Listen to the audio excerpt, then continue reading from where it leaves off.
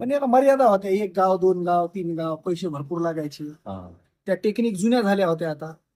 म्हणून असं एका वेळी हजारो गावामध्ये हे सगळं व्हावं या उद्देशानं मग हा माझा एक अमेरिकेतला मित्र आहे.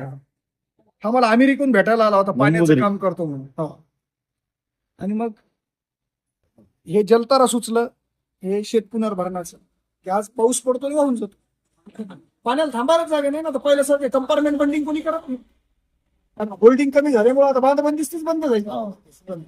आणि मग या सगळ्या 12-13 वर्षामधला माझा अनुभव असा होता की 30 वर्षापासून पाण्याच्या वर पाणी साठवल्या चाललंय, धरणं करून, बंधारे करून. जे कृत्रिम जलसाठे आहेत, करेक्ट. जिथं पाणी येतं तिथं साठवलं. तिथं साठवल्याचं. करेक्ट. आणि आता उष्णतेचं प्रमाण एवढं वाढलंय की आज 45 डिग्री सेल्सिअस तापमान.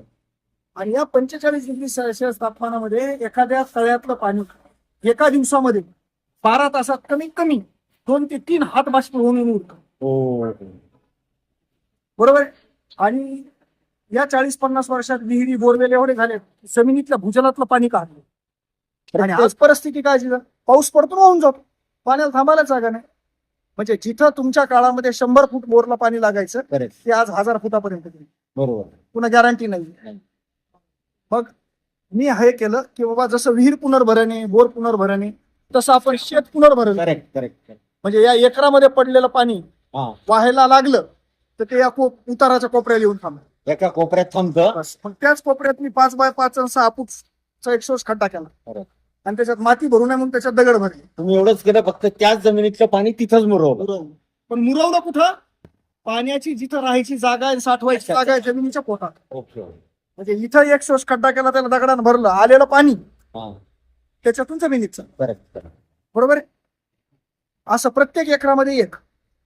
आता शेतकऱ्याच्या समोर 2 संकट आहेत.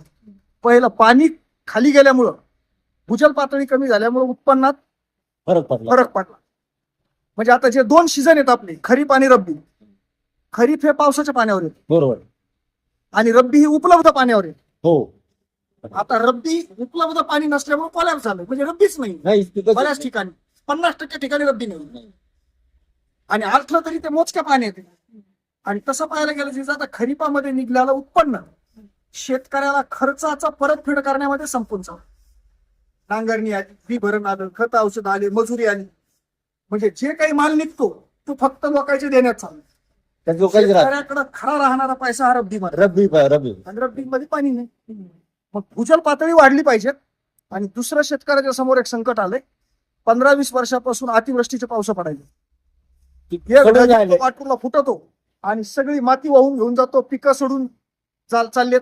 आणि पाणी साचून राहिल्यामुळं रानाची राहिलेत. आता हे खड्डे काय करतात? हे खड्डे पाण्याचा निचरा करतात. दोन्ही गोष्टी. करते. 24 घंट्यामध्ये कमरा इतकालेलं साचलेलं पाणी खड्ड्यातून निचरतं आणि तुमची जमीन वापसावर येते, माती वाचते, पिकं सुरक्षित. बरोबर. हे दोन्ही फायदे. जे पावसाळ्यात बनणारी पण क्लिअर होती आणि उन्हाळ्यात पाणी नाही राहत, त्यावेळेस यात पाणी पण येत. 25 एकर मध्ये मी 35 खड्डे केले 2020 मध्ये, आणि त्याला दगडानं भरलं. पहिले या 25 एकर मधलं या 15 एकर टेकडावर आहे, आणि 10 एकर जे ते लवणात आहे. इथं कमरे इतकाला पाणी साचून राहायचं आणि चिबडायचं, आणि वरचं पाणी 10 मिनिटांमध्ये वाहून जायचं. दोन्ही प्रकार तुमच्याकडे. इकडं एक एकरामध्ये एक खड्डा केला, आणि इकडे एकरामध्ये 2 केले, 3 केले, त्याला दगडानं भरलं. आज परिस्थिती अशी आहे की 25 एकर मधला एकही थेंब पाणी बाहेर जात. एकही थेंब बाहेर जात नाही. पूर्ण 35 खड्ड्यातून जमिनीत मुरतं. पहिल्या वर्षी जी विहीर आमची डिसेंबर मध्ये आटायची ती एप्रिल महिन्यापर्यंत चालली. म्हणजे आमच्या वडिलांना इथं कधीच गहू पेरला नव्हता. तर त्या पाण्यामुळे मला गहू पेरता आला. कधीच हरभरा पेरला नव्हता. मागच्या 20 वर्षात हरभरा पेरता आलं. 4-5 लाख रुपयाचं उत्पन्न निघालं रब्बीमध्ये. मग हे ज्यावेळेस आपल्याला कळालं, त्यावेळेस असं कळालं की बाबा आता आपण याचा प्रचार प्रसार करायला पाहिजेत. आणि पाणी येतं शेतकरी, त्याची पाणी जीवन. शेतीला लागणाऱ्या सगळ्या साधनांपैकी महत्वाचं साधन पाणी.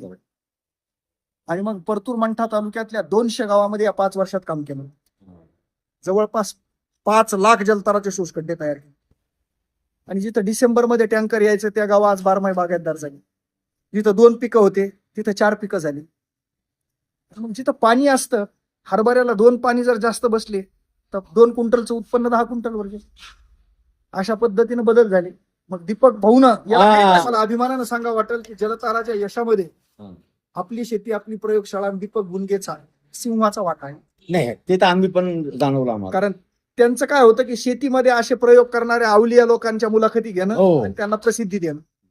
त्यांचा मला पहिला फोन आला त्यावेळेस मी उन्हाळ्याचे दिवस होते. अच्छा. मी त्यांना पहिल्यांदा 7 किलोमीटर चालवत नेलं होतं. अरे वा. पहिला व्हिडिओ आमचा झाला होता शेवलीच्या डोंगराच्या पायथ्याशी.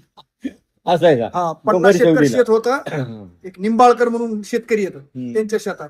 अच्छा. मग त्यांनी मला तिथं मुलाखतीत विचारलं सर काय प्रक्रिया आहे ही. मी म्हणलं बघा प्रत्येक एकरामध्ये उताराला जिथं पाणी येतं तिथं आपण 5x5 हा. मार्किंग टाकतो. मग आम्ही मार्किंग टाकत होतो. जेसीबी खड्डा करत होतो. त्याने सगळं ट्रॅक्टर practical दगड येत पाहिलं. होते. सगळं पाहिलं. 29 मिनिटाची मुलाखत झाली हा, हा. आणि त्यांनी दुसऱ्या दिवशी टाकली. तो व्हिडिओ एका दिवसात 10 लाख लोकांनी हो, हो.